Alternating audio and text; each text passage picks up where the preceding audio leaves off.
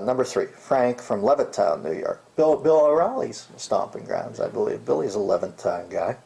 And I think that was a highly replicative community where all the houses were sort of the same, which is always an interesting...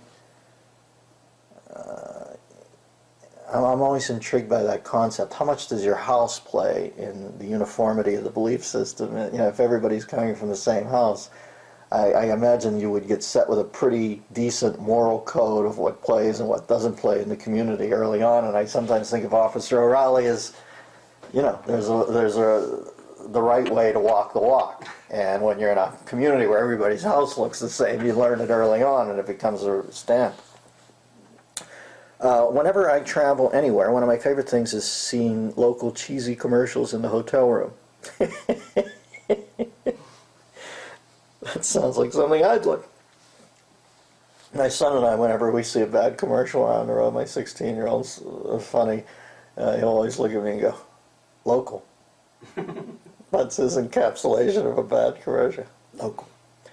My all-time favorite was a car dealership with Robert De Niro as a Goodfellas salesman. Since you've traveled all over, I was wondering if any stood out in your mind. Well, I always like the concept that the car salesman is painted as insane. I don't know what that is synonymous with there. That somehow, it just seems funny to me that I get, what is the subtle insinuation there? Why does that ad develop? Let's go back and shoot this through a madman prism. I think if they hint that the man is insane, you can catch him on one of his really down days and pay nothing for a car. Like if you get him on a day where he hasn't adjusted his meds, he could literally look at you and go, 8,000, no, check that, nothing. And you go, I got him, he was nuts that day. He was a high-low guy. I caught him, he hadn't taken his drug. I caught him on a high day, he was in a manic high, and he gave me the car for free. Beautiful. But you don't want to be there when he's on the low day, where he won't sell you the car. He's just so down on life that you go, it's an $8,000 car, I'll give you $24,000. Thank you.